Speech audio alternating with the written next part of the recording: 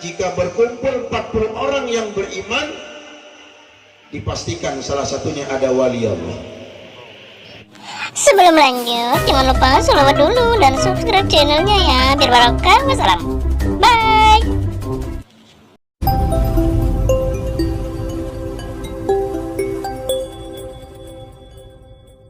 Assalamualaikum warahmatullahi wabarakatuh.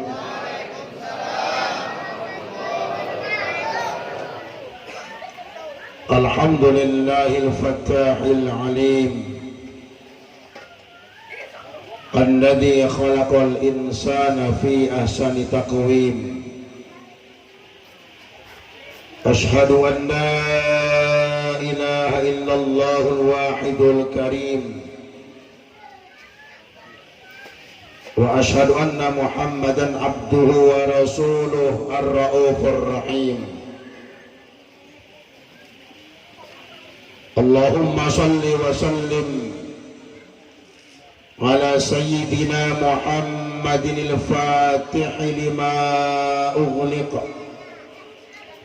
wal khatimi lima sabaqa wan nasiril haqqi bil haqq wal hadi ila siratikal mustaqim. Wa sallallahu alaihi wa ala alihi haqqa qadrihi wa miqdarihi al-azim.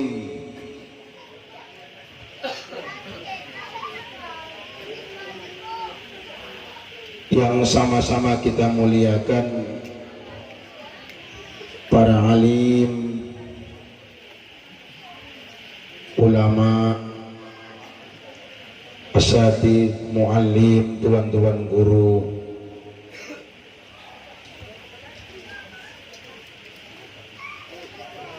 di sini ada Ustadz Suhendro, sahabat saya, ada Ustadz Zulkarnain yang udah lama nggak bersua, tuan-tuan guru kita, asatidz, wajah-wajah beliau tidak asing, sering kita juga ketemu dalam acara-acara mungkin tausiah tahlilan atau apa. Mohon maaf Ustadz, anak kadang-kadang lupa nama-nama antum semua, tapi insya Allah tidak mengurangi hormat anak kepada asatidz sekalian, tuan-tuan guru kita yang mengajar, mendidik masyarakat khususnya desa saya Mencirim dan seputarannya, banyak berhadir di hadapan Bapak Ibu sekalian. Semoga beliau-beliau dipanjangkan usianya oleh Allah. Ada juga rekan kami Ustadz Hanafi yang juga mengajar di pondok kita Al-Munziri. Bahasa yang ingin saya sampaikan malam ini mungkin perwakilan dari bahasa para asatidz. Andai kata semua disuruh bicara 10 menit, 15 menit satu orang, saya rasa bahasanya hampir sama. Cuman kelihatannya mengingat waktu, tidak mungkin semua digilir berbicara. Maka ana mohon izin kepada semuanya asatidz, para alim, untuk mewakili daripada antum sekalian dalam menyampaikan amanah pada malam hari ini. Yang saya hormati juga Bapak Kepala Desa, Bapak Johan Wahyu, sering juga ketemu ini dalam acara-acara aktif beliau, Masya Allah, acara-acara di masjid, maulid, mi'raj dan sebagainya. Semoga Allah Ta'ala mudahkan tugas-tugas beliau ini, memberi manfaat kepada umat ini, masyarakat ini, mudah-mudahan bisa naik pangkatnya. Naik camat. Bapak Dusun, perangkat desa yang lain yang saya hormati, kemudian bil khusus yang saya hormati, yang saya sayangi, Ananda Al-Ustadz Mustafa Hussein. Dia ini termasuk generasi keempat atau ketiga gitu dulu di pesantren Al-Munziri. Tahun berapa deh Mas? 2000 berapa? 2010. 2010 mungkin sampai 2014 atau 15 gitu. Tidak terasa Bapak Ibu. Memang begitulah hidup. Dulu kecil-kecil anak-anak saya, anak didik saya. Satu lagi tadi yang dari Tembung, mana Surya tadi? Ini mana punya pondok nih? Mana di? Cak berdiri tadi. Surya Hadi Abdurrahman. Sudah ada pondoknya juga jalan, sudah ada muridnya. Udah 3 tahun nih. 3 tahun ya. Di mana Tembung? Sintes. Sempat juga melanjut ke Jawa beberapa tahun mungkin.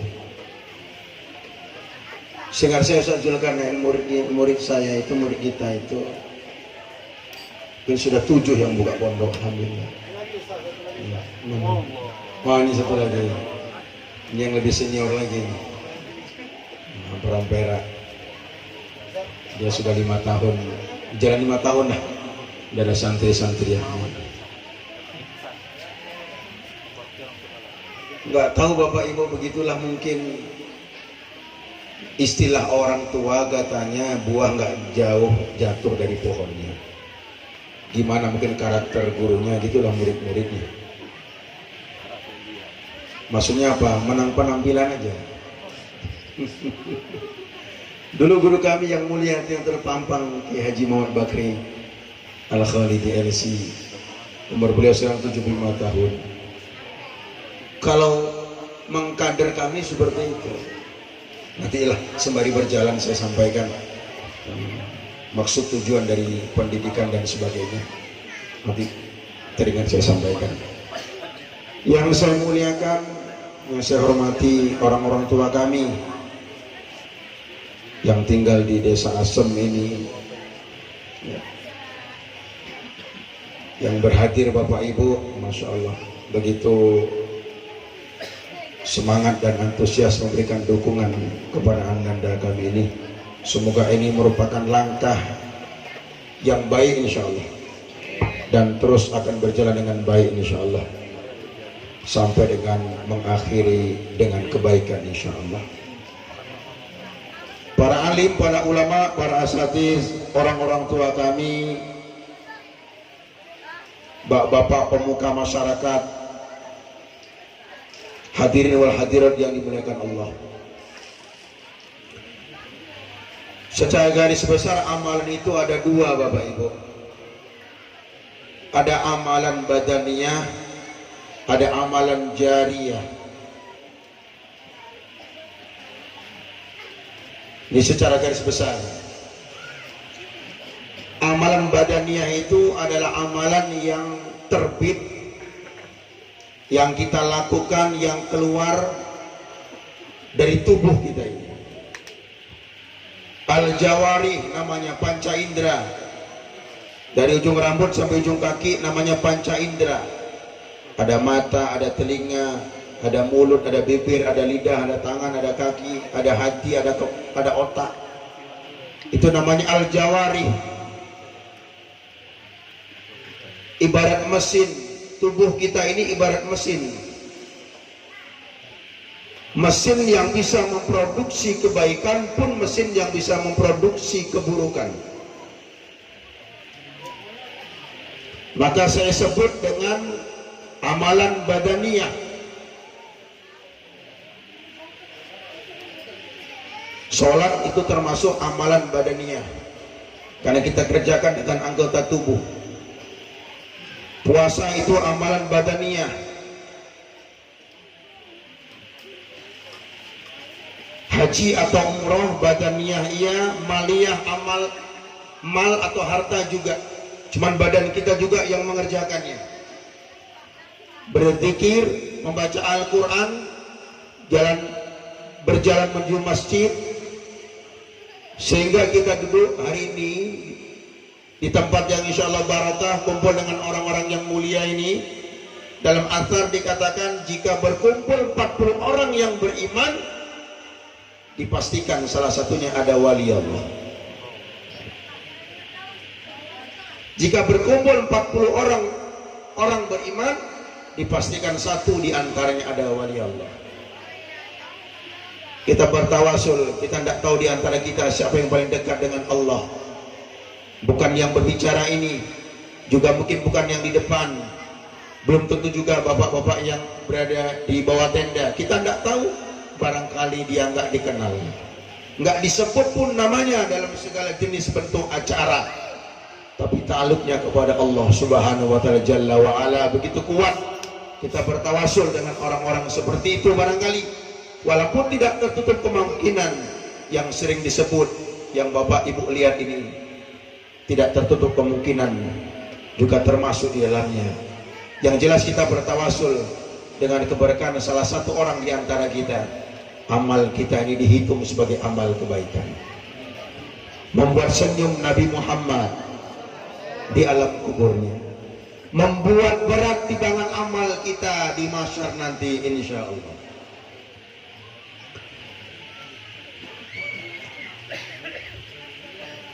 Amal badaniyah ini Bapak Ibu banyak, namun memiliki keterbatasan. Ada amal badaniyah. Amal badaniyah itu terkadang dibatasi oleh jumlah. Maaf, amal badaniyah dibatasi oleh waktu. Sholat adalah amalan badaniyah, tapi setiap sholat apapun namanya pasti ada waktunya. Inna sholata kanat 'alal mu'minina kitaban mawquta. Untuk sholat 5 waktu sudah ada waktunya. Cuman perbedaannya hanya pandangan ulama. Jika mazhab Imam Asy-Syafi'i, yang afdal adalah di awal waktu. Itulah yang kita amalkan di Indonesia. Azan, ba'da azan 10 menit iqamah. Kadang-kadang sajul ada lagi yang gak dikasih kesempatan qobliyah hawa. Begitu azan langsung dibantinya qomat. Rupanya dia menerima duit.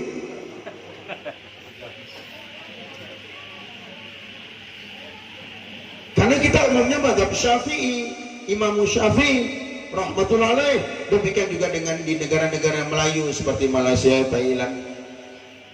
Sebenarnya ada baiknya diberikan jangka waktu antara azan dengan iqamah untuk memberikan persiapan kepada orang yang barangkali azan baru terbangun, dia mau ke kamar mandi, mau bersih-bersih, atau mungkin dia masih dalam perjalanan baru sampai, dia mau ke kamar mandi bersuci. Ada baiknya kita berikan waktu 10-15 menit, kesepakatan tentunya dengan pengurus masjid. Tapi bagi mazhab Imam Abu Hanifah yang afdal itu akhir waktu. Makanya ketika kita belajar di Pakistan itu kadang-kadang Bapak Ibu, bukan kadang-kadang, memang begitu. Berkhusus kepada Jamiah Rewin yang tempat saya belajar itu, azan ya sudah, habis itu kita belajar lagi 2 jam, nanti persiapan baru iqamah. Sholat isyaknya di akhir malam. Walaupun dalam mazhab kita Imam Syafi'i rahmatullah alaih juga disunnahkan sholat isya itu di akhir malam, namun tentunya ada syarat-syaratnya. Tetap pelaksanaannya dengan berjamaah. Kalau diakhirkan malam, orang makin tidak ada yang datang, semakin sedikit jemaahnya, maka di awal waktu lebih afdol. Kecuali jika ada acara ba'da maghrib majelis, isyaknya ditakhirkan sampai pukul 9, boleh.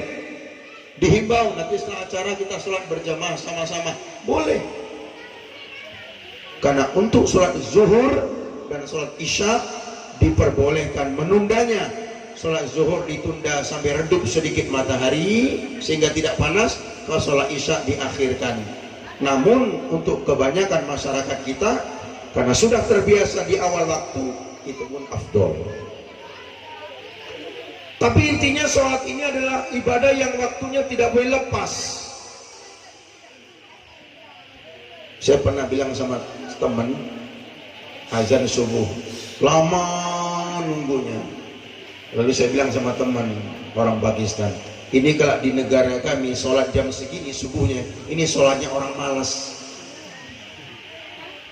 1 jam lebih dari azan, matahari sudah hampir cerah kelihatan, baru karya dulu. Kalau bahasa Urdunya begitu, berdiri mau sholat. Kita bilang sama teman kita, ini kan di negara kami sholatnya orang malas ini. subuh udah jam 6, karena mereka mengakhirkan waktu. Tapi sholat tetap tidak boleh keluar dari waktu yang sudah ditetapkan Allah. Ini amalan badaniyah. Yang rawatib, qobliyah, ba'diyah juga begitu. Qobliyah fardu ya dikerjakan sebelum sholat fardu. Kecuali juga qobliyah subuh. Jika Bapak Ibu tidak sempat karena sudah berdiri sholat, boleh Bapak Ibu mengerjakannya setelah sholat fardu subuh. Ada dua yang Nabi Muhammad SAW tidak pernah meninggalkannya, satu qobliyah zuhur, satu lagi qobliyah subuh. Jika tidak dikerjakan sebelumnya, maka diganti dikerjakan setelahnya. Tapi untuk sholat yang lain, jika selesai waktunya, maka tidak bisa dikerjakan lagi. Sholat duha ada waktunya, matahari naik 1 tombak sampai sebelum matahari pas di atas ubun-ubun kepala, berakhir waktu. Sholat isyraq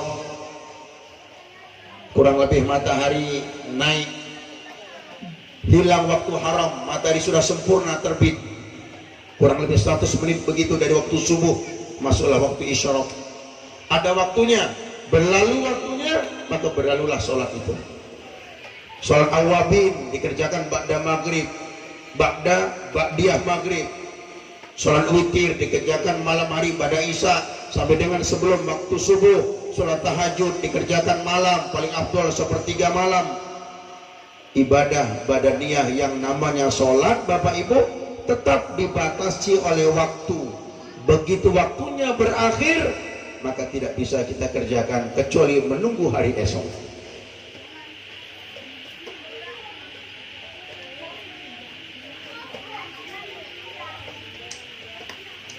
Kemudian ibadah badaniyah ini juga, apalagi yang dibatasi waktu haji.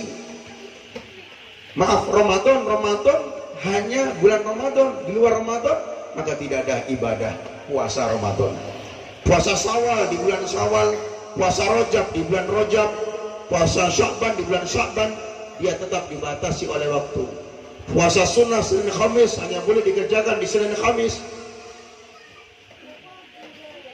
Haji ada waktunya, dari bulan Dzulqa'dah sampai masuk bulan Dzulhijjah, tetap dibatasi oleh waktu. Begitu waktunya berlalu, maka ibadah itu tidak bisa dikerjakan lagi. Bisa kita kiaskan dengan ibadah-ibadah yang lain. Ibadah badaniyah juga dibatasi oleh jumlah, Bapak Ibu. Sholat 5 waktu sudah ada jumlah rakaatnya. Sholat duha maksimalnya 12, minimal 2. Sholat witir 11, minimalnya 1, maksimalnya 11. Awabin maksimalnya 20, minimalnya 2 rakaat. Sholat tasbih 4 rakaat. Dibatasi oleh jumlah. Ada orang semangat, aku lagi semangat nih Pak Ustaz. Kenapa? Baru taubat. Jadi aku mau sholat zuhurnya 12 rakaat. Gila dong. Tetap 4, walaupun taubat, walaupun mau menambah amal, zuhur tetap 4. Kecuali kalau qadha. Apa tuh qadha? Mengganti sholat-sholat yang pernah kita tinggalkan. Tetap wajib kita ganti. Tapi penambahan tetap tidak ada. Dia terbatas oleh jumlah. Amalan badaniyah ini juga dibatasi oleh tempat. Orang masuk ke masjid disunahkan menghormati masjid, sholat 2 rakaat. Ustaz, kalau masuk ke musola kan nggak ada tahiyatul musola. Kalau kita buka fikih Bapak Ibu, sholat tahiyatul masjid niatnya tidak mesti menyebutkan tahiyatul masjid. Tidak mesti. Masuk kita ke dalam rumah Allah, baik itu masjid, langgar, musola, kita sholat 2 rakaat, tahiyat itu penghormatan. Boleh disebut dalam niat tahiyatul masjid, boleh tidak disebut. ketika kita masuk ke dalam masjid atau musola, sholat 2 rakaat, bahkan kalau kita selesai wudhu, air wudhu masih menetes di wajah, masuk ke dalam masjid, ada 2 kesunahan, 1 tahiyatul wudhu atau tahiyatul masjid. Mana yang mau didahulukan? Kerjakanlah yang satu pekerjaan, mengangkat 2 pahala. Masuk ke dalam masjid, kondisi kita masih basah dari air wudhu, Bapak Ibu kerjakanlah sholat sunat tahiyatul wudhu, dapat 2 pahala, pahala tahiyatul wudhu dan pahala tahiyatul masjid. Atau masuk ke dalam masjid, ini qobliyah zuhur atau tahiyatul masjid, qobliyah Jumat atau tahiyatul masjid. Ambillah satu pekerjaan yang mendapatkan 2 kebaikan, buat qobliyah zuhur ketika awal masuk, bertepatan dengan sudah selesai azan, kita baru mau masuk masjid, ini tahiyatul masjid dulu baru qobliyah atau qobliyah tahiyatul masjid. Kerjakan qobliyah zuhur 2 rakaat, maka Bapak Ibu akan dapatkan pahala qobliyah zuhur sekaligus pahala tahiyatul masjid. Kalau tidak masuk rumah Allah, maka tidak ada yang namanya disebut dengan tahiyatul masjid. Maka amalan badannya dibatasi oleh tempat. Sholat sunat tawaf itu hanya dikerjakan oleh orang yang haji dan umroh. Ketika akan tawaf, kita disunahkan sholat sunat 2 rakaat. Kalau tidak tawaf, maka tidak ada sholat sunat tawaf. Dibatasi oleh tempat. Tempatnya itu di dekat Ka'bah, di dalam daerah Masjidil Haram, di kota Makkah Al-Mukarramah. Di lain tempat tidak ada sunnah tawaf. Nanti orang buat pakai kain-kain Ka'bah di samping rumah, lalu buat sunat tawaf. Ini Nabi orang mencirim ini. Itu berlaku tempatnya di sana. Kalau tidak di Mekah, maka tidak ada sholat sunat tawaf. Berarti ibadah badannya itu dibatasi oleh tempat. Semua serba terbatas. Dan pada akhirnya Bapak Ibu yang dirahmati Allah, ibadah badannya ini dibatasi oleh umur. Begitu selesai umur kita, walikulli ummatin ajal. Fa'idha ja'a ajaluhum fala yastakhiruna sa'atan wa la yastaqdimun. Tiap-tiap umat itu sudah ada waktunya, sudah ada umurnya, ajalnya. Ketika datang ajalnya, maka selesai semua amalannya yang berhubungan, yang amal itu dia laksanakan dengan badan dia. Kemudian amal kebaikan tadi pahalanya dia akan bawa ke alam barzakh, dia akan bawa ke alam kubur. Oleh sebab itu Bapak Ibu, kalau hanya mengandalkan amalan badaniyah,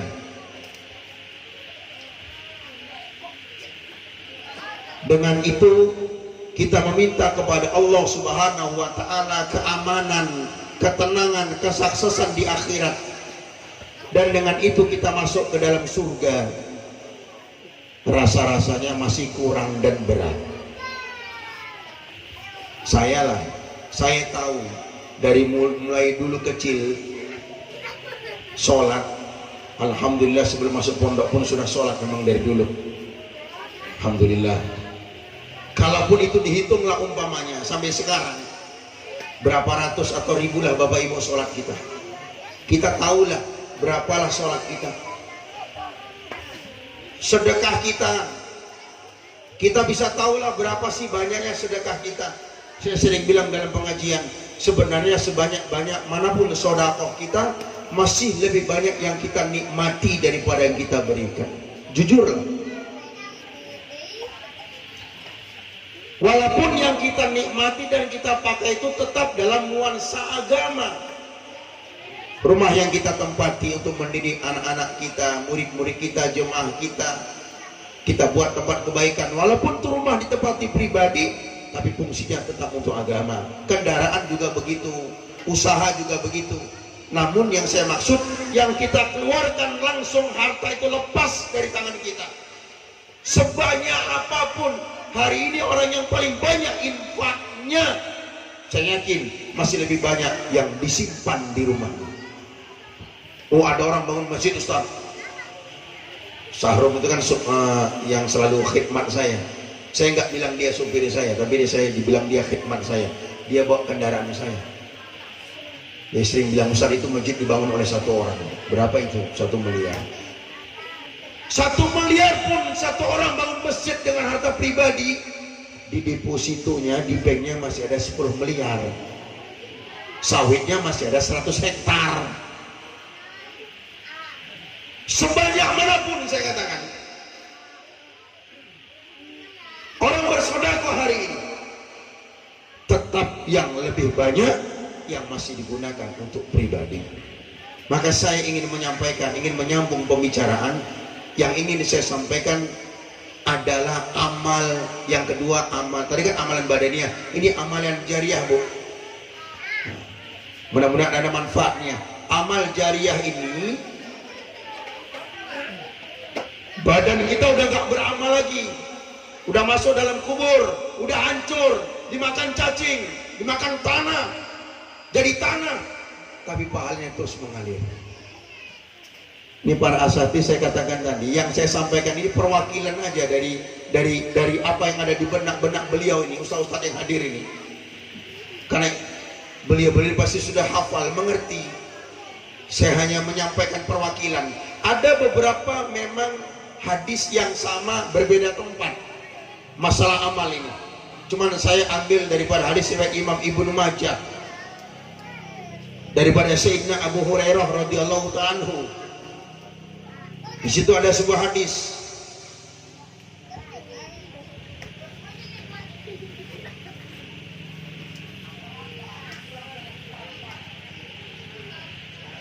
Inna mimma yalhaqul mu'minuna min amalihi wa hasanatihi min ba'di mautihi. Di antara amal-amal kebaikan seorang yang beriman, Bapak Ibu, yang terus mengalir pahalanya setelah kematiannya, ada 7 dalam hadis ini. Yang pertama, ilman allamahu wa nasyarahu. Ilman allamahu wa nasyarahu. Yang pertama, ilmu yang diajarkan dan disebarkan.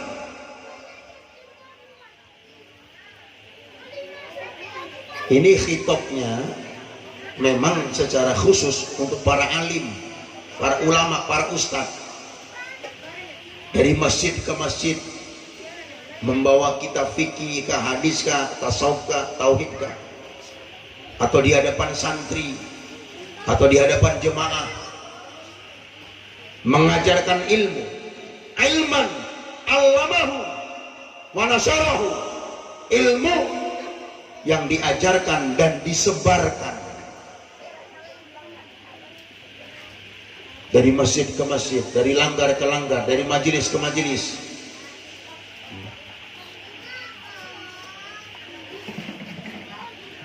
Ada yang bilang, Ustaz Ja'far sendiri kenapa nggak mau keliling-keliling lagi?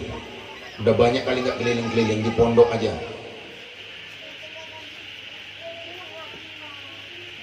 Ada amanah santri-santriah, Bapak Ibu. Maka saya, majelis saya, jemaah-jemaah yang datang, kecuali ada acara-acara atau ada memang yang perlu, baru kita berangkat. Dulu pun keliling juga. Waktu tinggal di Seskambing, dari Masado, tamat pesantren, kuliah dulu pun. Begitu pulang dari Pakistan pun masih juga. Tapi ketika santri ini sudah Allah beri amanah, waktu itu sudah di atas 300, saya agak sulit. Saya ini kan 900-an, sudah nggak bisa bergerak. Bukan tidak mau, tapi amanah di dalam itu. Karena saya berpikir di luar masih banyak asatis, mu'alim, tuan-tuan guru yang bisa berkeliling. Salah satunya di Medan ini Bapak Ibu, ada kiai tua kita di Tembung, sama namanya dengan ustadz kita protokol tadi yang suka bepantun, namanya Kiai Zulkarnain di Tembung. Imbang-imbang abun kami siantar umurnya. Habib Hekal pernah cerita, Kiai Zulkarnain ini, beliau ngajar di satu masjid. Ada satu masjid yang beliau mengajar sudah 45 tahun Pak ngajar di satu masjid.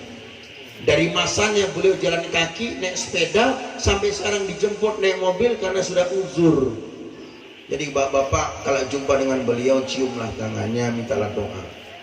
Saya pernah sholat di Masjid Besar Tembung, saya lihat ini beliau di desa pertama tawaru gitu, duduk tawaru sambil berzikir. Saya tanda dari belakang, saya dekat, saya cium-cium, minta doanya.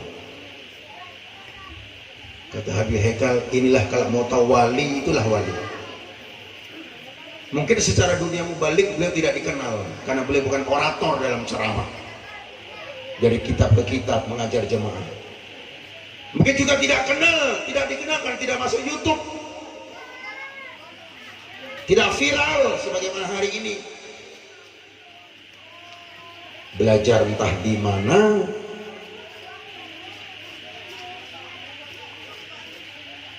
rekam-rekam sendiri, share-share sendiri, ngondangin diri sendiri.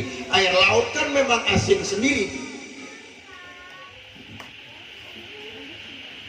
Kok senang dikenal di dunia? Semakin dikenal orang, makin susah kehidupannya. Orang terkenal itu mana bisa makan mie Aceh pinggir jalan. Ya diserbu orang, Pak Ustadz minta tanda tangan katanya. Mana bisa belanja sama istrinya ke kede-kede, ya dikejar orang. Mana bisa berhenti di sembarangan masjid, ya habis diserbu orang. Kayak kita kan di mana berhenti makan gak ada yang kenal, di mana berhenti sholat gak ada yang tahu. Apa bapak ibu pikir jadi orang terkenal itu bahagia, senang? Belum tentu. Cuman berak aja gak ditunggu orang. Ada juga pengawal yang agak jauh sikit karena bau. Mau makan aja ditengoki, mau makan ditengoki.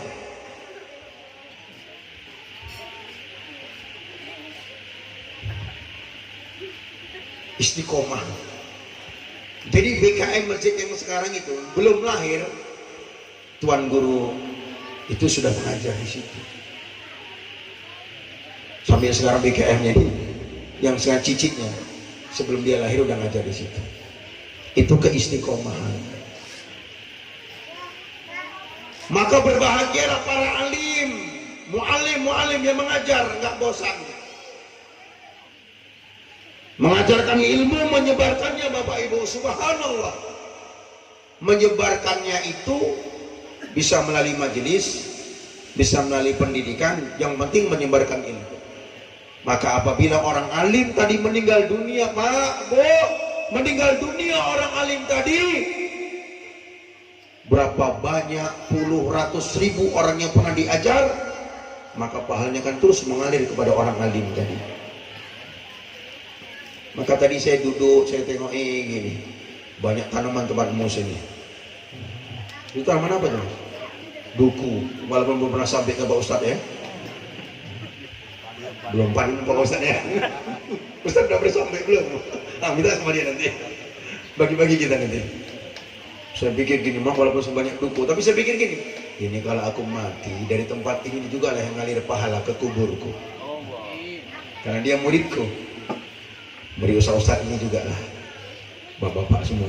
Tapi artinya kan ngibur diri sendiri kan gitu. Ngibur diri sendiri kan gitu. Tapi kalau aku mati, salah satu setoranku dari tempat inilah. Belum tempat-tempat yang lain. Tapi secara umum untuk semua Bapak Ibu menyebarkan ilmu ini, orang alim, ustadz itu nggak bisa berdiri sendiri, karena memang jarang memang ada alim yang kaya betul bangun pesantren dengan uang sendiri, itu jarang. Rata-rata orang alim, ustaz-ustaz nih, kiai-kiai itu umumnya lah kalau di daerah kita ya, itu menengah ke bawah. Beda kalau di Jawa. Di Jawa jangan kiainya, gusnya anaknya mobilnya Alphard. Gus-gusnya itu anak-anaknya itu mobilnya Alphard. Iyalah, pesantrennya sudah 120 tahun, sudah 80 tahun, sudah 150 tahun, generasi yang keempat, ketiga sudah. Tapi untuk Sumatera khususnya Medan ini kan rata-rata masih merintis, kecuali pondok-pondok modern yang besar seperti Rodoh Hasanah dan Darul Arafah. Maka perlu orang lain. Disinilah perlunya peranan kita Bapak Ibu sebagai orang yang bukan alim. Saya ingin mati nanti pahala ngalir sama saya. Salah satunya bahwa nasarahu, ibu bapak bantu menyebarkan ilmu. Dengan apa? Dengan harta. Dengan apa? Dengan perlindungan. Dengan apa? Dengan pengaruh, dengan dukungan, dengan mencintai. Nggak punya apa-apa Ustaz, harta apa? Jangan sedekah Ustaz, aku makanannya nyamping kok. Di kampung ini aku lah paling miskin. Oh mak gawat. Bapak orang lama di sini, orang lama, berikan Bapak perhatian, perlindungan, penjagaan.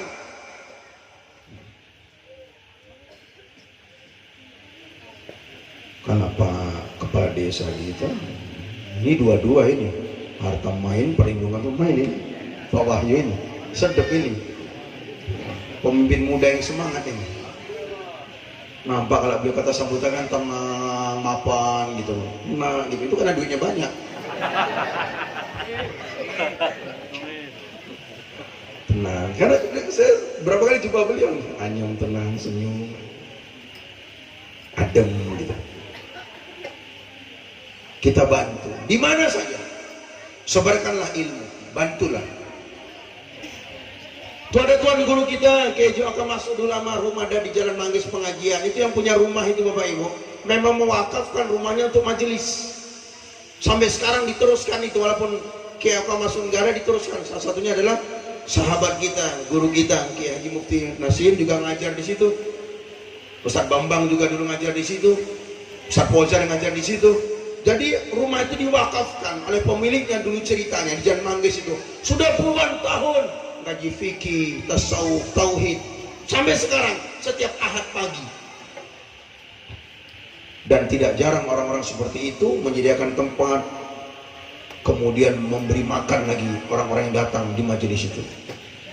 Tuan-tuan guru yang berhadir dikasih hadiah lagi, kasih makan, kasih hadiah lagi, menyenangkan orang alim. Subhanallah, ini orang-orang yang punya akhlak, sifat seperti ini Bapak Ibu, pemurah untuk berkaitan dengan ilmu dan orang yang berilmu. Insya Allah orang-orang seperti ini kalau mati kuburannya terang.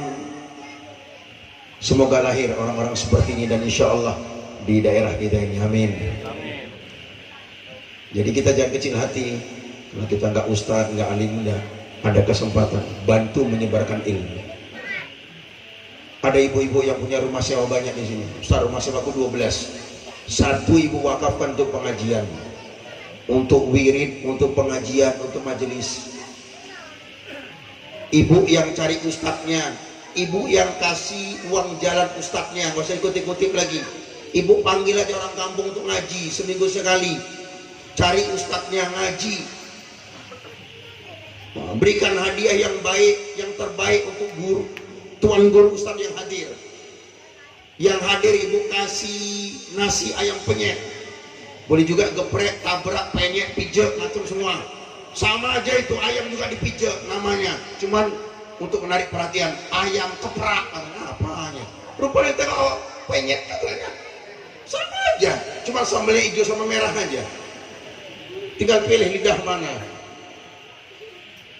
Kadang-kadang kan penampilan seperti itu agak sudah menarik, maksudnya gitu. Isinya ya podo mawon. Ada kawan saya pecandu kopi, tahu kali tuh kopi si di Kalang rasanya gini, kopi Kota Candi gini, kopi Belang Kejiren. Ku bilang aku nggak tahu gitu bang, yang ku tahu pokoknya kopi lah. Apapun namanya, apa ceritanya sama juga. Ibu buat seminggu sekali, bapak buat seminggu sekali, rumah itu khusus untuk majelis. Insya Allah Ta'ala pahala akan terus mengalir. Itu namanya menyebarkan ilmu. Atau masjid kita pun bisa bagi pengurus-pengurus masjid, bisa dengan segala cara. Siapa saja yang menyebarkan ilmunya Allah, insya Allah pahala jaminan dari Nabi Muhammad Sallallahu Alaihi Wasallam akan terus mengalir setelah kematian kita, dari masa hidup kita maksudnya sampai dengan kematian kita. Yang kedua, wawaladan solehan tarokahu. Yang kedua, Bapak Ibu, kalau kita mati kita punya anak yang soleh, solehah, solihin, solihat, ini pahala akan terus mengalir. Makanya pesantren ini didirikan, dan pesantren-pesantren yang lain, Mahabbatul Quran ini didirikan bagaimana agar bisa menjadi salah satu tempat untuk menjadikan putra-putri anak-anak orang Islam, khusus di seputaran tempat ini, menjadi anak-anak yang solih dan solihat. Harta paling berharga Bapak Ibu adalah anak yang solih dan solihat. Berapa banyak pun simpanan kita, berapa lebar pun luas tanah kita, maka ada besar rumah kendaraan kita, itu bukan harta yang terbaik. Harta yang terbaik adalah anak yang solih atau solihat. Al-malu wal banuna zinatul hayatid dunya. Harta dan anak itu perhiasan dunia dalam surah Al-Kahfi. Wal baqiyatus sholihat, amal soleh yang berkekalan, amal baik yang berkesinambungan, khairun inda rabbik.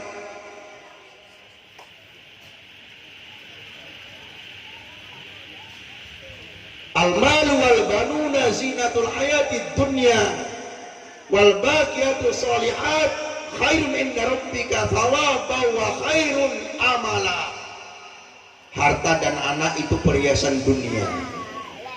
Kan selalu dua ini Pak yang selalu dibanggakan dalam hidup orang, harta dan anak.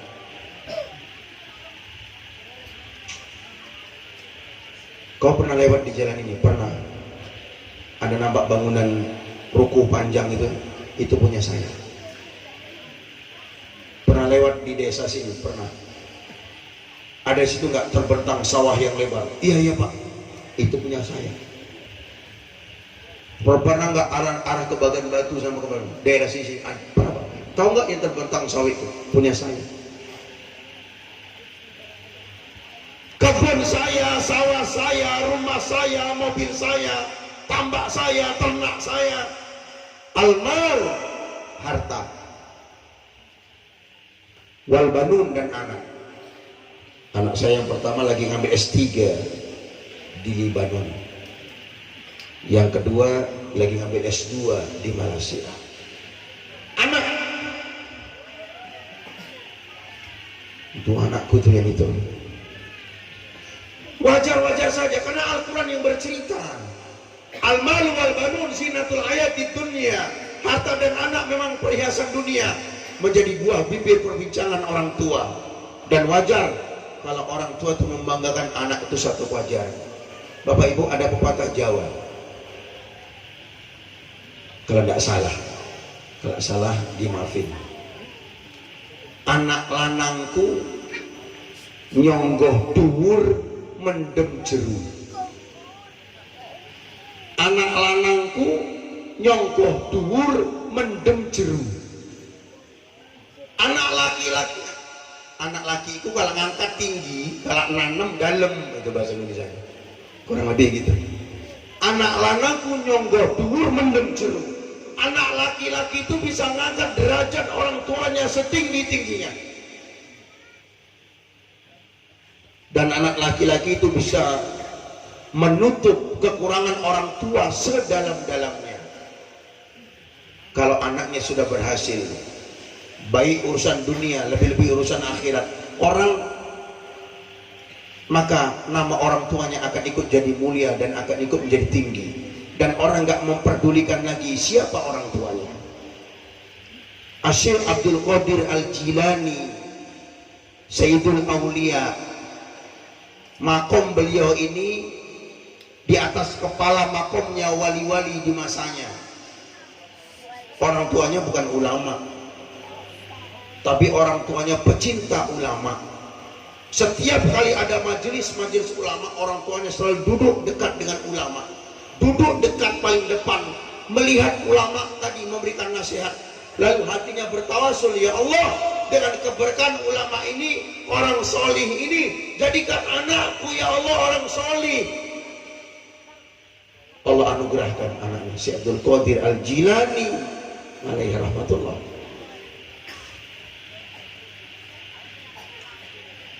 Orang nggak pandang lagi orang tuanya itu siapa, karena derajat anaknya yang luar biasa. Saya punya teman abang angkat, punya pondok juga di Stabat Langkat. Ayahnya dulu tukang jual tempe. Dia sering bilang sama saya, nggak nyangka, abang pun nggak nyangka kok anaknya bisa gini, bapaknya jual tempe. Tapi orang nggak pandang bapaknya jual tempe.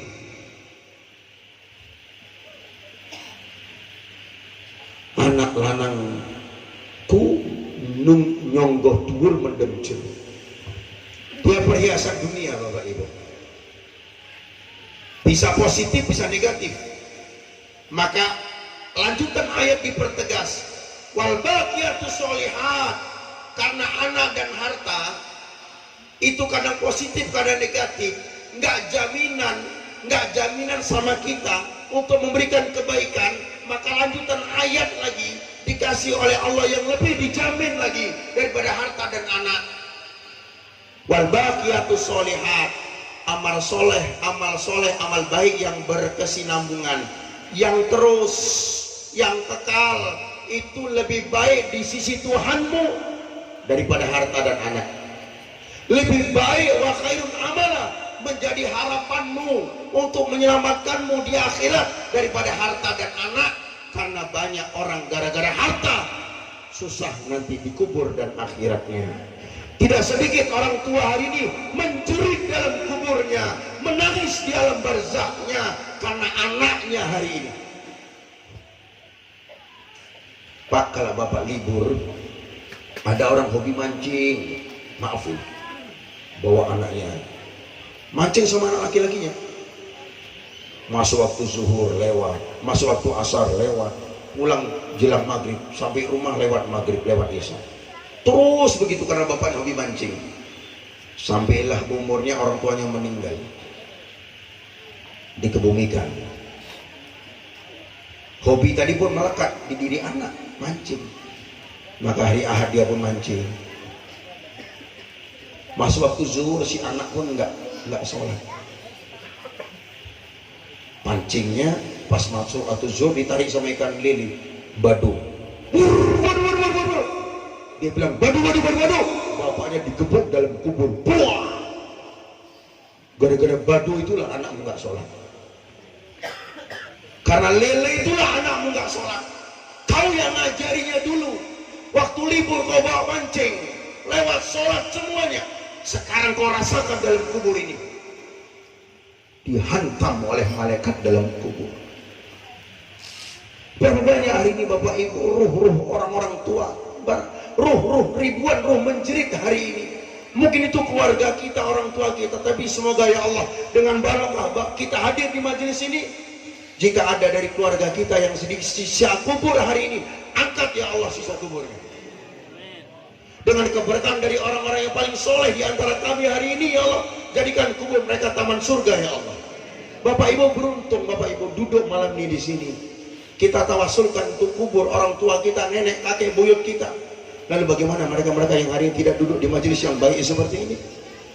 Makanya harta dan anak perhiasan tidak jaminan, kadang positif, kadang negatif.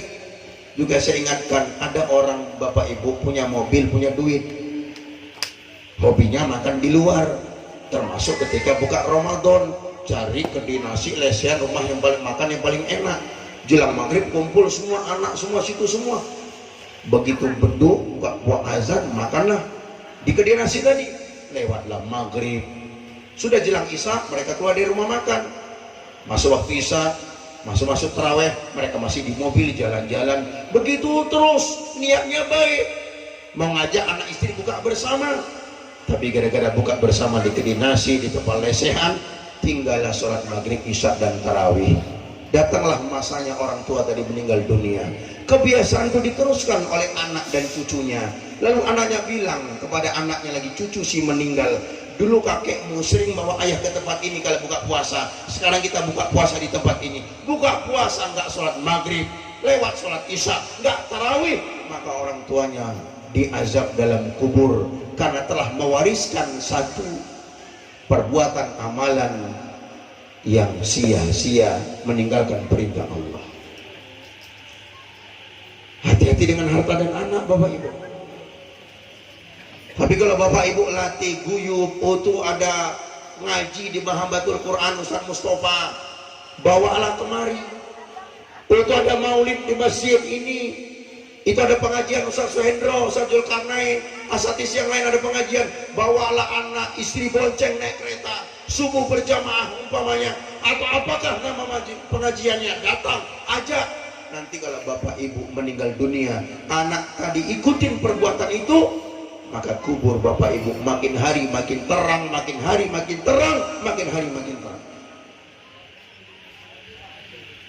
Wal baqiyatus sholihat. Yuk kita jadikan Bapak Ibu harta dan anak kita menjadi al baqiyatus sholihat, kebaikan yang berkesinambungan.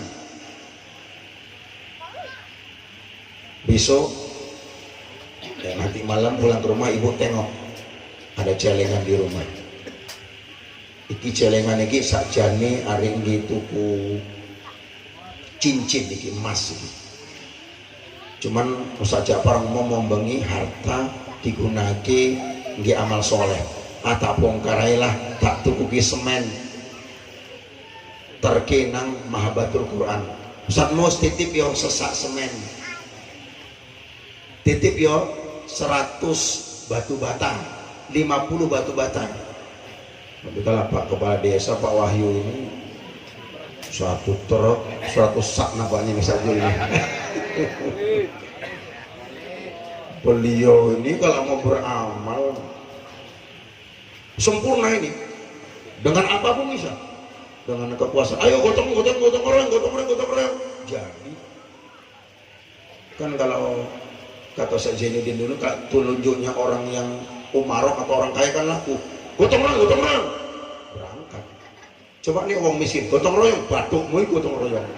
Ya kue kono nunjuk kolor kono lu mau. Wong kiri nunjuk. Coba kalau pejabat orang kaya, ayo. Berangkat. Satu lagi ustaz. Kalau ustaz udah ngomong pasti berangkat. Dua ini yang punya power. Masya Allah. Di Mencirimi guyup. Ustaz-ustaznya pun akur. Ustaz Sendrol ini penggeraknya alhamdulillah, dibantu Ustaz yang baik. Masya Allah. Anak yang soleh, dimanapun Bapak Ibu berada, inti kita bagaimana mendidik anak-anak kita. Ini harta paling berharga. Jadikan dia harta dan anak kita sebagai al-baqiyatus sholihat. Baik. Yang ketiga lanjutan hadis, wa mushafan warasahu. Al-mushaf yaitu Al-Quran yang diwariskan, Al-Quran yang kita wariskan. Bagaimana pengertiannya? Pertama, Bapak Ibu beli Al-Quran, infakkan ke masjid, infakkan ke madrasah, infakkan ke pesantren. Berarti termasuk mewariskan Al-Quran. Kedua, pengertiannya, yang punya kemampuan walaupun sekedar mengajarkan Iqra, alif dati a, alif bawa i, alif depan u, a, i, u, itu masih kecil kami dulu lah. Mata mim dati mata dati ta, mim depanmu matamu. Dulu lah, sekarang kan sudah metode Iqra.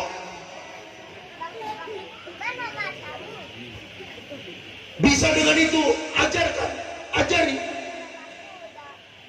mewariskan Quran. Adanya profesor itu kan karena ada guru SD kan Bu, ya Ustaz ya. Adanya kiai haji itu kan karena ada guru ngajinya. Demi Allah Bapak Ibu, demi Allah, guru ngaji saya di kampung Setialuhur dulu namanya Pak Ustadz Husaini Daulay, sampai sekarang kalau jumpa selalu saya cium tangan. Apakah saya menjadi seperti ini? Belajar luar negeri sudah jalan di 7 negara. Apakah saya merasa hebat tanpa guru Quran saya dulu?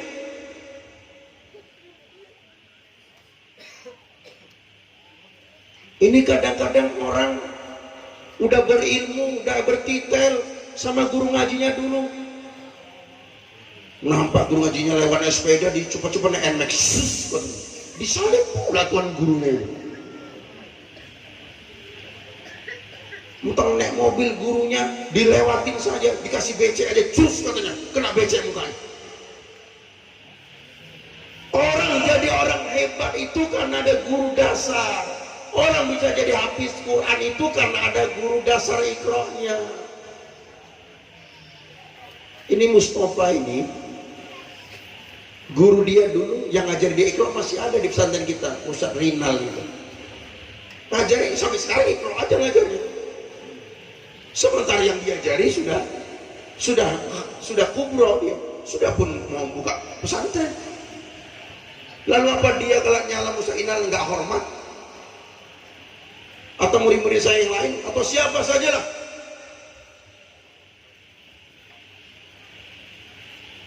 Mau dia S2, S3, doktor, profesor pun dia wajib hormat kepada guru pertamanya, guru kelas dasarnya. Agama mengajarkan kepada kita seperti itu.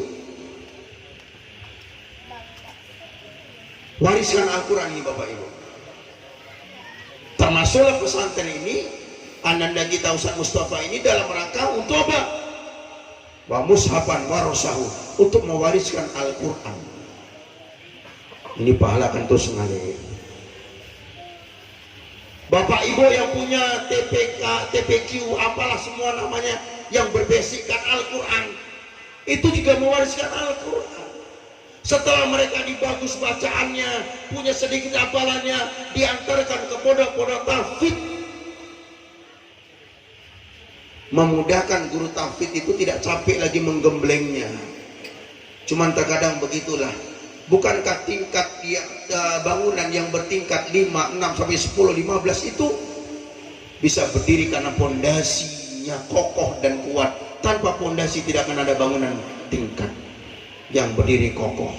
Tanpa ada orang-orang yang mau mengajarkan. Kadang-kadang kita sepele, maaf, dengan guru-guru alif bata, dengan guru-guru Iqra kita sepele, padahal tanpa mereka tidak akan lahir orang-orang yang bagus baca Al-Qur'annya. Dari mereka lah sebenarnya.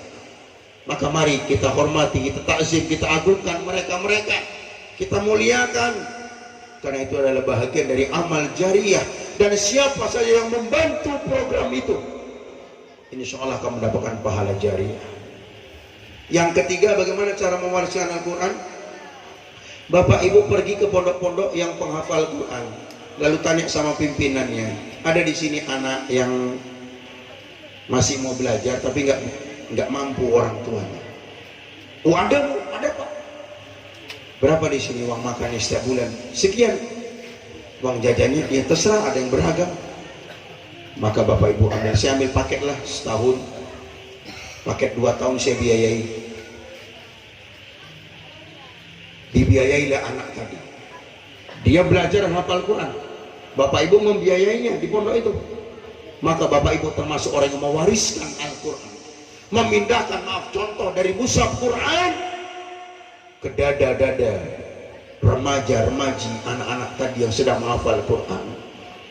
Cuman kan pengalaman kita Bapak Ibu, kadang orang kan memang sih hak, tentunya hak Bapak Ibu orang yang membiayai. Pak Ustadz, ada di sini anak yatim? Ada Bu, tapi yang pintar Pak Ustadz ya. Oh mak, inilah bingung aku ini. yang kira-kira setahun bisa sekian juz.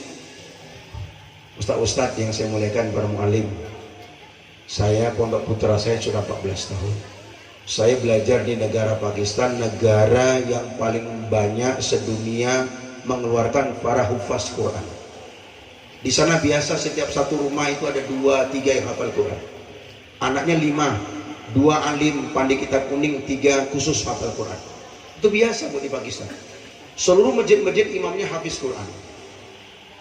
Kadang-kadang satu masjid itu ada 10 hafiz Qurannya, sehingga gantian imam tarawihnya. Oh, tempat kami banyak juga Ustaz hafiz Al-Hakumul Anas. Jadi saya mengerti betul tentang sistem hafiz Quran ini. Apalagi kita menjalanin selama 14 tahun sudah laki-laki dan jalan 6 tahun pondok putri. Maksudnya apa? Saya cerita. Kalau ada orang bilang begini, oh di sana cepat itu 6 bulan, contoh, setahun, contoh, setahun setengah udah habis. Saya kedatangan tamu begitu, cerita, saya bilang gini, Pak, berapa tadi Pak? Setahun. Bisa Bapak bawa kemari orangnya? Lalu jam 4 pagi mulai baca, kami simak 20 orang. Biasanya murid saya selesai jam 11 malam. Kalau dia bisa baca, saya kasih 5 juta. Kok gitu Ustaz? Iya. Yang mana orangnya bilang yang 6 bulan selesai, setahun selesai, setahun setengah selesai, 2 tahun pun aku nggak percaya. Sini kita tes dulu dari jam 4 pagi sampai jam 11 malam, sekali duduk baca 30 juz biar disimak sama muridku 20 orang. Kalau lulus aku kasih 5 juta. Kalau nggak lulus nggak apa-apa, nggak usah ngasih, karena kalau nggak lulus gantian bayar, namanya judi.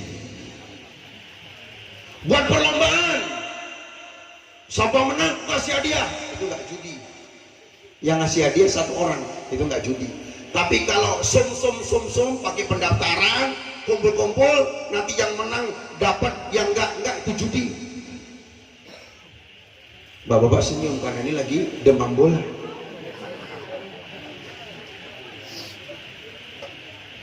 Ambillah positifnya, ya. Ada juga nilai Islamnya di situ. Lihatlah, teman. Jangan tengok di bawah lututnya. Tidak ada Bapak Ibu. Saya kalau mau cerita, ini Mustafa ini boleh dikatakan santri yang tercepat, salah satu santri yang tercepat. Setahun 7 bulan putaran pertama. Setahun 7 bulan putaran pertama, namanya Khatam Sugro. Kemudian setahun kurang lebih dia putaran kedua, Kubro. 2 tahun 7 bulan. Ada mungkin dia 1, 2, 3, 4 orang lah. 3-4 orang lah selama kita menjalankan pondok yang seperti ini. Di bawah 3 tahun, Kubro. Sekali duduk baca 30 juz. Sekali duduk baca 30 juz. Selain itu sudah di atas 4 tahun lebih. Kadang-kadang begitu. Maaf. Saya berapa tahun yang lalu pernah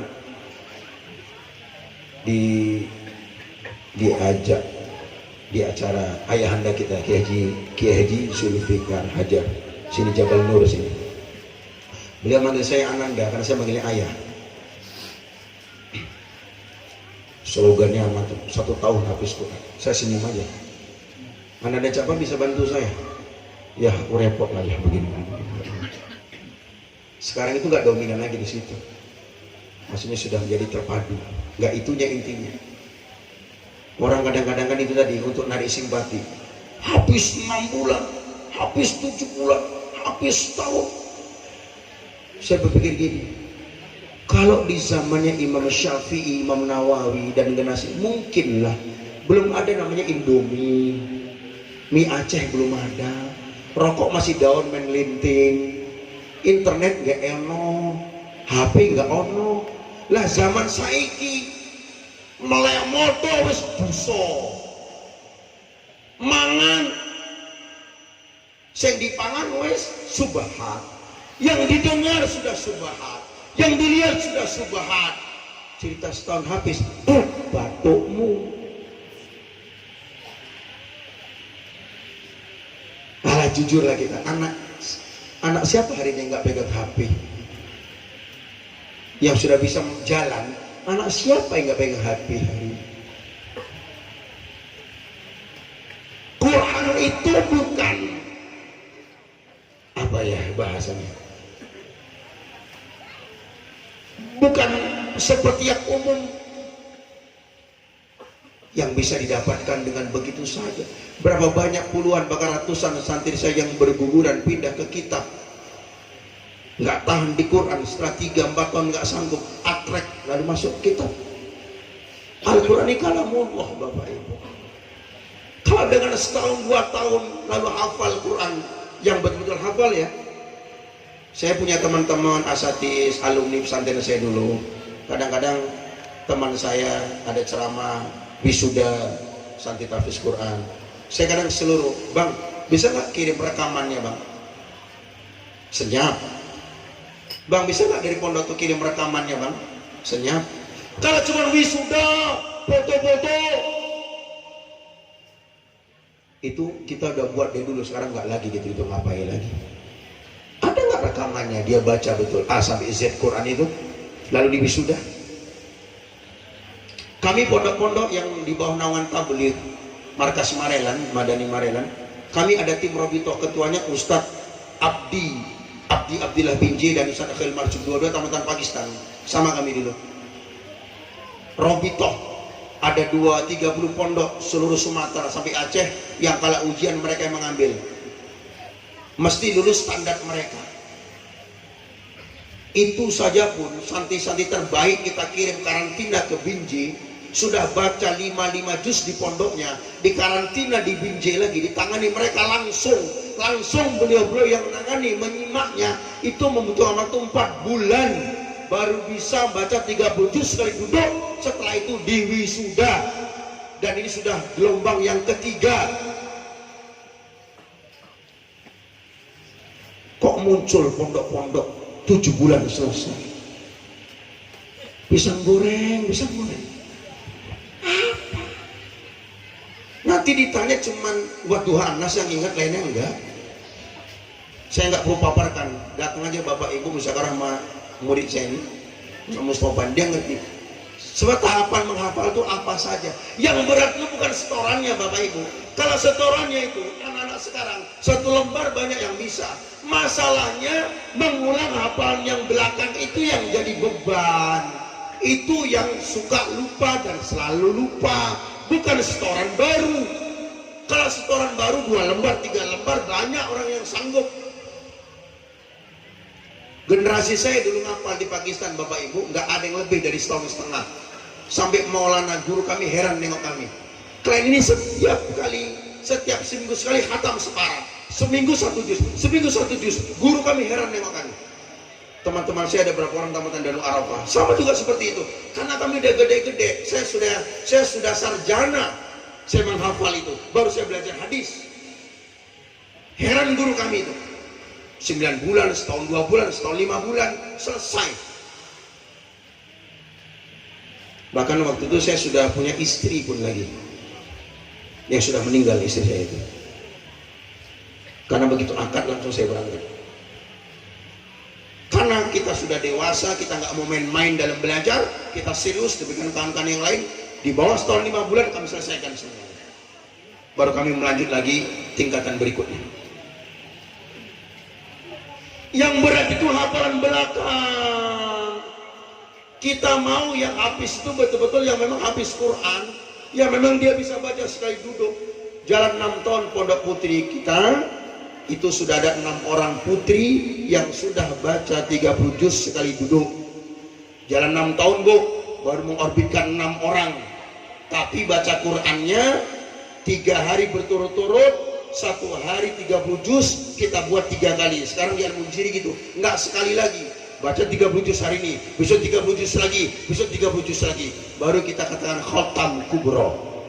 Kalau zaman dia Mustafa masih sekali aja. Sekarang udah 3 kali kita buat. 6 putri kami sekarang yang sudah bisa menyelesaikan Qurannya 3 kali 30 juz sekali duduk. 6 orang sekarang. Jalan 6 tahun pondok putri. Tapi kata istri saya, luar biasa bang, sambil masak komat amin mulutnya, sambil musyawarah komat amin mulutnya. Apakah kita bisa mencetak tahfiz-tahfiz yang seperti ini?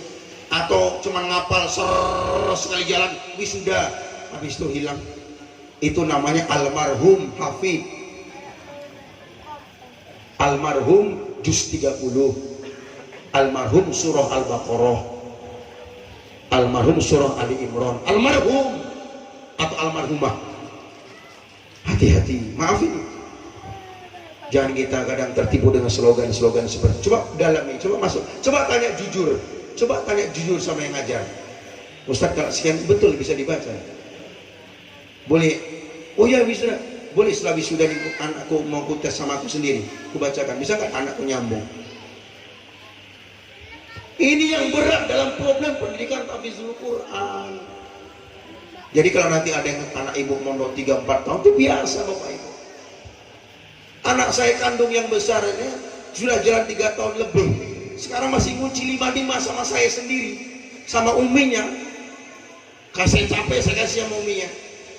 Saya minta izin sama mudirnya, udah saja Pak, bawa aja nggak apa-apa. Saya udahlah, ini terakhir kami ada apalah, bawa aja ke pondok, nggak apa-apa. Saya sudah izin. Setelah itu baru nanti mungkin saya antar ke Jawa atau kemana. Ini masih proses kunci 5-5 di tangan ayahnya sendiri, diawasi sendiri. Bapak Ibu, orang maaf kita untuk dunia sampai S1, S2, S3 sampai ber-SSSS habis tanah semua, ternak dijual untuk sekolah. Kenapa kalau untuk Quran kita buru-buru? Bapak Ibu, jaminan Bapak Ibu kalau anak kita bisa baca Quran di luar kepala A sampai Z, Bapak Ibu pasti masuk surga. Kalau anak kita 10 tahun belajar, kenapa rupanya? Kenapa? 10 tahun ditukar dengan surga nggak mau. Kenapa bila anakku lama kali? Akhirnya dia putus asa. Dia merasa disudutkan. Sementara kakak abangnya tamat SMA aja udah berapa tahun, kuliah berapa tahun, kerja nyonggok lagi, jual lembu, jual tanah lagi. Toh juga kakak abangnya nggak sholat, mama nggak pernah ribut, bapak nggak pernah cerewet. Aku belajar Quran cuman 400.000 sebulan, barulah 7 tahun udah dibilang lama kali, ngabisin biaya, stres anaknya. Padahal anak itulah yang bisa mengantar Bapak Ibu ke dalam surga. Pernah berpikirkah kita kalau tanah kita sedang rantai udah habis untuk nyokolakan yang umum, yang sekarang ini pun lebih bela istrinya daripada kita emaknya? Anak laki kita itu yang dulu kita sekolah jual lemak, jual lembu, jual rumah, sekarang lebih bela istrinya daripada bela emaknya. Bapaknya sakit pun gak dijenguknya, alasannya istriku lagi hamil, nggak bisa jalan kemana-mana ya, semoga sembuh ya, transfer aja ya, untuk berobat ya. Menetes air mata emak dan bapak. Dulu di sekolah kan habis-habisan. Tapi anak-anak yang sekolah agama kadang-kadang disudutkan hanya perkara mungkin dalam pandangan zahir dia agak lambat atau lama. Semakin banyak harta yang kita gunakan untuk membiayai anak sekolah agama, harta itulah nanti yang akan memberatkan timbangan kita di akhirat nanti. Kalau anak kita bisa cepat, alhamdulillah, cepat selesai di satu bidang ke bidang lain begitu. Tapi kalaupun tidak, biarkan, beri kesabaran, dorong dia, kasih semangat dia. Yang penting dia tetap dalam agama. Warisan Quran Bapak Ibu. Ini yang ketiga. Yang keempat, au masjidan banahu, masjid yang dibangun. Berapa banyak harta kita kasih ke masjid, akan mengalir sama kita insya Allah. Maka masjid itu sebenarnya bukan bangunan semata yang dikejar, tapi kemakmurannya. Kemakmurannya bukan sholat saja sesungguhnya, tapi ada majelis taklimnya, ada musyawarah agamanya, apalah semua yang kita buat, acara-acara agama, agar orang Bapak Ibu yang berimpak di masjid itu pahalanya akan terus mengalir sampai hari kiamat. Semakin banyak masjid itu digunakan untuk kebaikan, welcome untuk orang-orang yang berbuat baik, maka akan semakin banyak pahala yang mengalir. Saya pernah khutbah dulu, udah lama kali di satu masjid dulu. Masjid itu Masya Allah luar biasa. Mimbarnya saya 15 anak tangga. Tapi masjid itu pelit dengan tamu, terutama orang-orang yang mau itikaf nggak dikasih main kunci-kunci. Akhirnya saya khutbah, saya bilang masjid ini dibangun dengan harta umat, tolong jangan diurus dengan gaya pribadi. Ini masjid bukan kantor, ada jam buka, ada jam tutup. Siapa suruh taruh jam harga puluhan juta, siapa taruh AC harga puluhan juta. Akhirnya masjid susah karena bendanya mahal-mahal. Siapa suruh meletakkan benda-benda mahal? Karena benda-benda mahal banyak di masjid. Akhirnya kita pelit dengan umat, sikit-sikit main kunci. Setelah sholat isya udah berdiri penjaga kuncinya gini. Kita lagi qobliyah, lagi ba'diyah isya nih, udah dibeter-beter sama Pak itu, kerincing, kerincing, kerincing, suruh cepat. Kita mau witir lagi, pluk, pluk, pluk, matikan AC-nya, cuk, cuk, cuk, cuk, cuk. Padahal yang bayar AC itu uang orang, uang dia nggak pernah.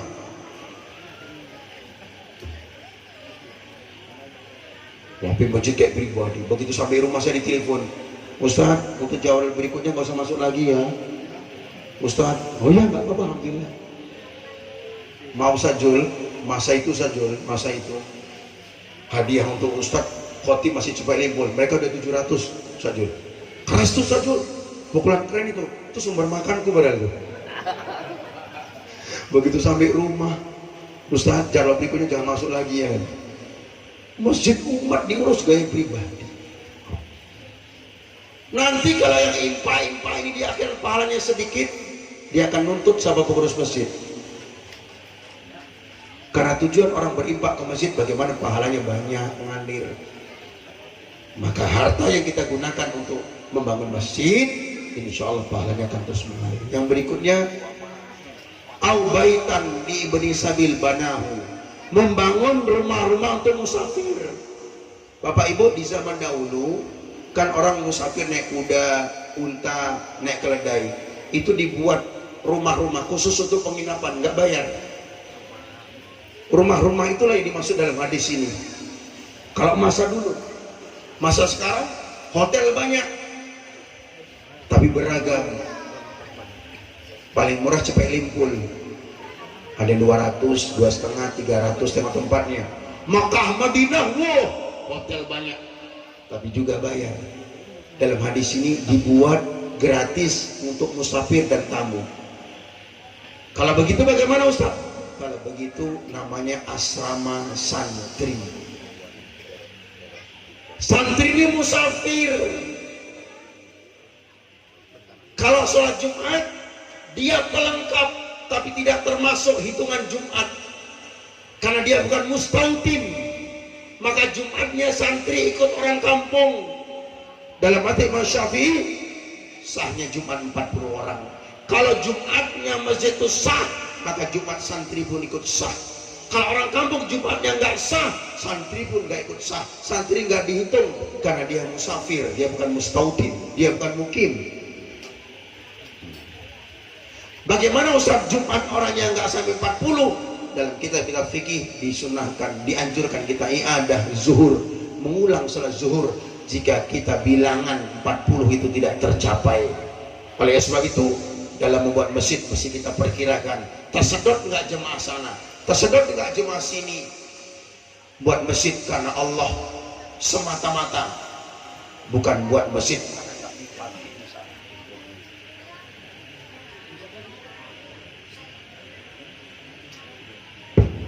Subhanallah. Membuat masjid karena Allah, bukan membuat masjid karena pecah dari sana.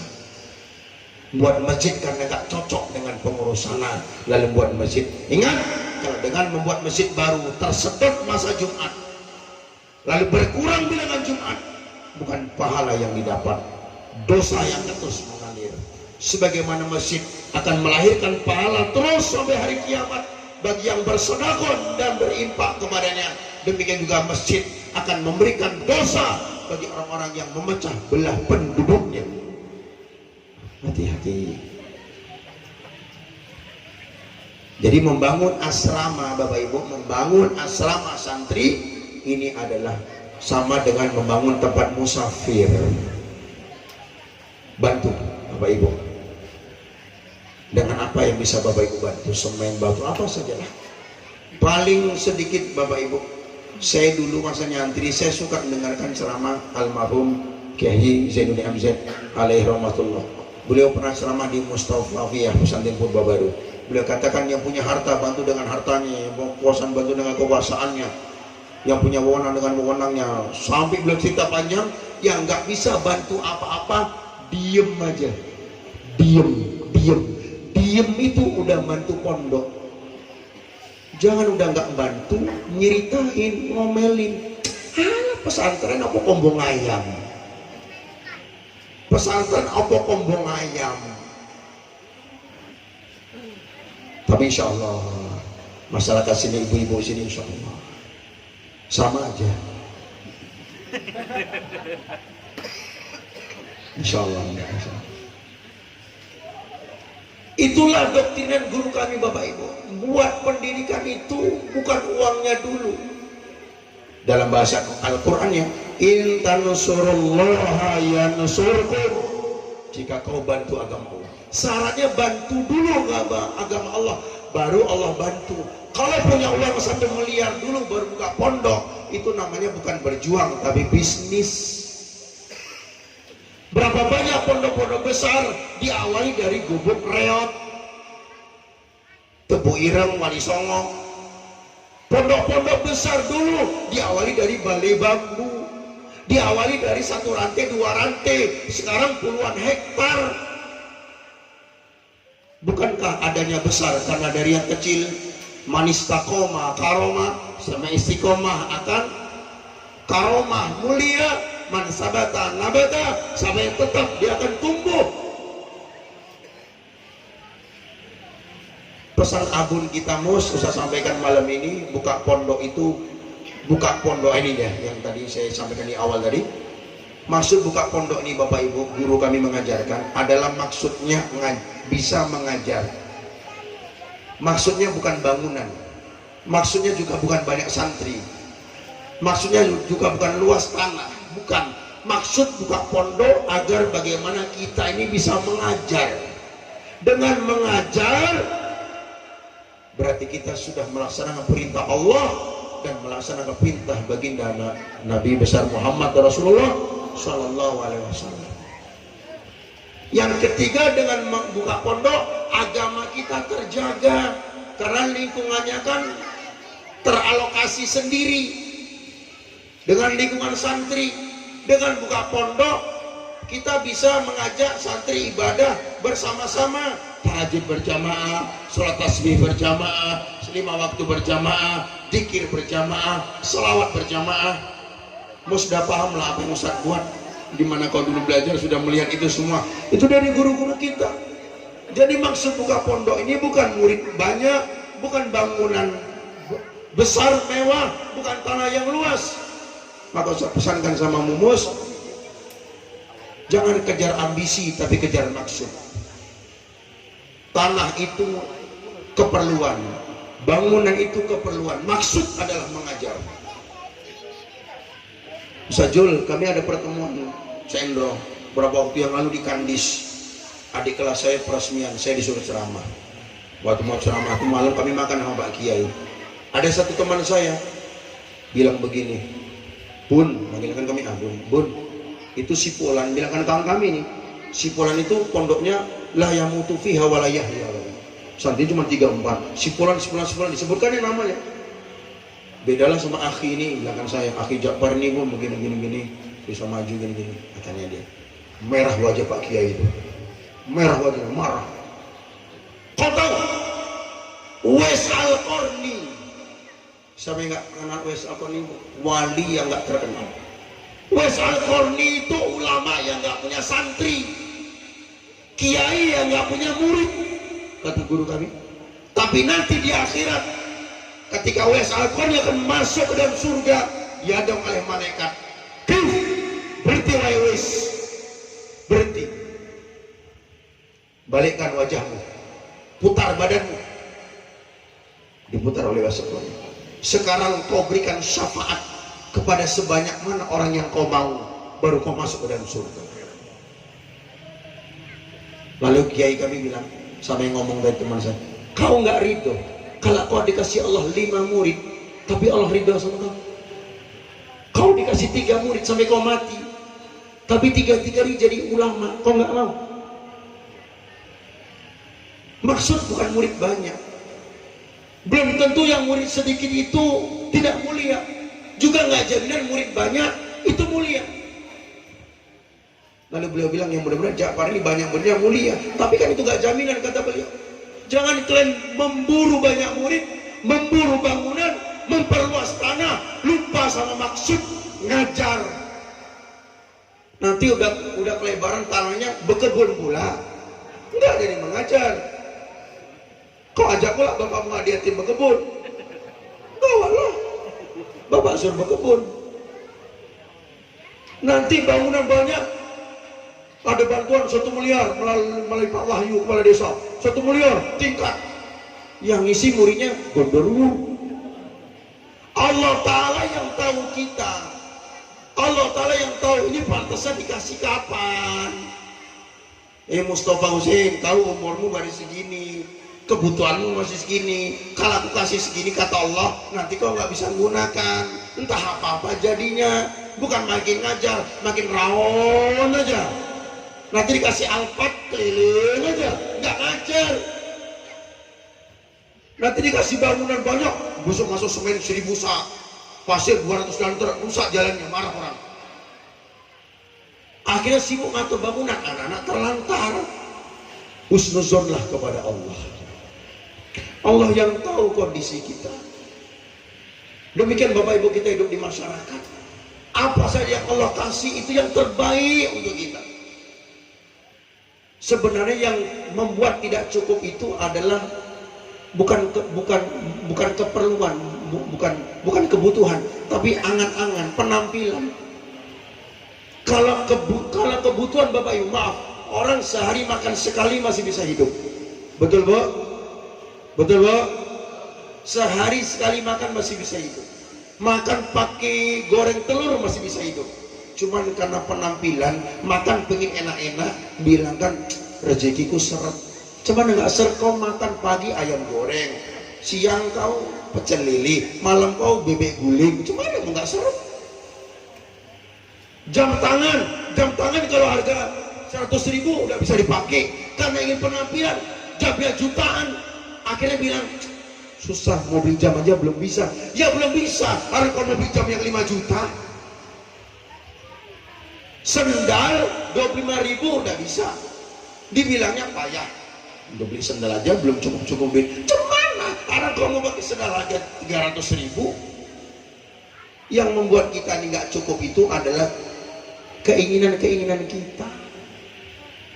Tapi kalau kita cukup bukan dengan kebutuhan kita, insya Allah. Demikian dunia pondok ini, Ustaz pesankan kepada teman Anda Mustafa seperti itu. Maksudnya adalah mengajar. Yang lainnya serahkanlah kepada Allah Subhanahu wa Ta'ala. Allah Ta'ala zat yang maha tahu tentang bagaimana keperluan kebutuhan kita.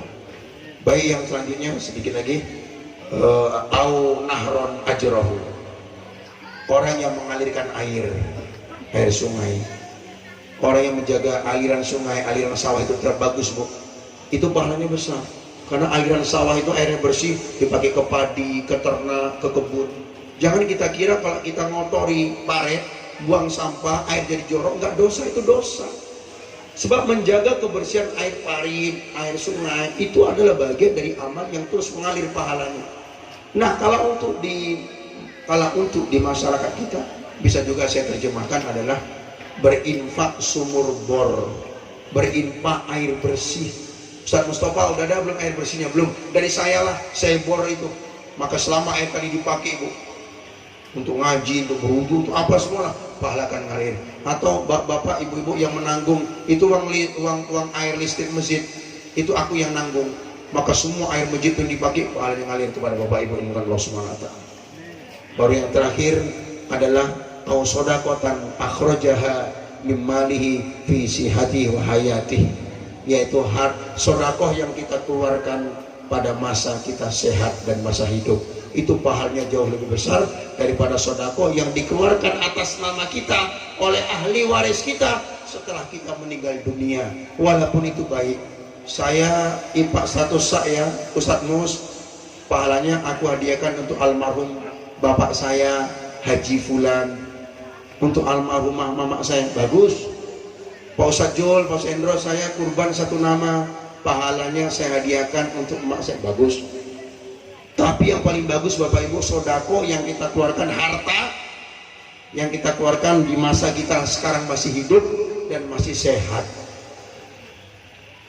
pahalanya jauh lebih besar. Sesuai dengan hadis ini, ada 7 tadi yang sudah saya sampaikan. Kita bisa berpikir mudah-mudahan insya Allah melalui sarana Mahabbatul Quran dan tempat-tempat baik yang lain, masjid atau madrasah atau apa saja, kita bisa insya Allah mendapatkan amal jariah yang insya Allah akan terus pahalanya mengalir sampai hari kiamat insya Allah. Semoga Allah Ta'ala jadikan saya dan kita semua menjadi asbab kebaikan untuk semuanya, amin. Dan menjadikan Mahabbatul Quran ini salah satu tempat dari sekian banyak tempat menjadi asbab kebaikan dan hidayah insya Allah. Dan Allah Ta'ala gerakkan seluruh orang-orang yang melihatnya dengan pandangan kasih sayang, orang-orang yang melihatnya, mendukungnya, membantunya. Dan Ustaz juga berpesan yang terakhir, kau mesti bersabar dalam buat pondok ini. Manisnya ada, pahitnya pun banyak. Dipuji, ia sering. Dari tadi kan Ustaz Jul muji terus, semua muji. Tapi dicaci juga itu merupakan sarapan bagi pemilik pondok.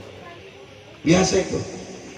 Jadi jangan kita meninggi karena dipuji, berhenti karena dicaci. Berjuang itu. Jangan meninggi gara-gara dipuji, kemudian dicaci, berhenti kita dalam berjuang. Jangan. Dan saya ingatkan sekali kepada kita semuanya, mari apa yang bisa kita bantu untuk pengembangan Al-Quran. Dia ini basicnya Quran ya Bapak Ibu ya. Basic ananda kita ini, Ustaz Mustafa ini adalah Al-Quranul Karim. Ya, basicnya adalah Al-Quran.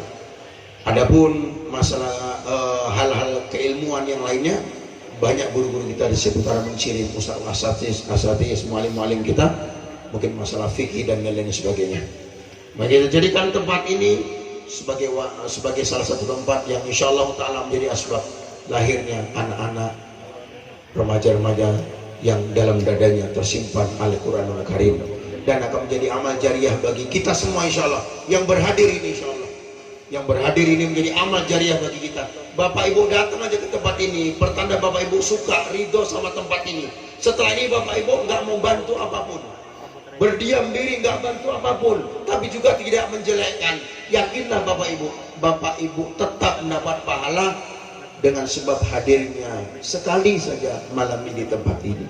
Tapi itu kan nggak mungkin rasanya insya Allah, nggak mungkin rasanya insya Allah. Saya yakin setelah malam ini Bapak Ibu juga pasti akan memberikan apa yang bisa diberikan untuk perkembangan tempat ini. Setidak-tidaknya tadi mendukung, mendoakan, ya Allah pesantren itu ya Allah, doa dengan doa kebaikan. Karena jika di tempat ini ada penghafalan Quran, rahmat Allah Ta'ala turun, maka insya Allah desa kita ini, kecamatan kita ini insya Allah akan dapat cipratan barokah dari Allah Subhanahu wa Ta'ala. Demikian yang dapat Al-Fakir sampaikan. Lebih dan kurangnya mohon maaf. Kepada Allah Ta'ala mohon ampun, kepada para asatis, tuan-tuan guru saya mohon maaf. Subhanakallahumma wa bihamdika asyhadu an la ilaha illa anta astaghfiruka wa atubu ilaik. Doanya saya minta dipimpin oleh salah satu asatis insyaallah. Wassalamualaikum warahmatullahi wabarakatuh. Ini mau naruh semuanya mana? Oh situ.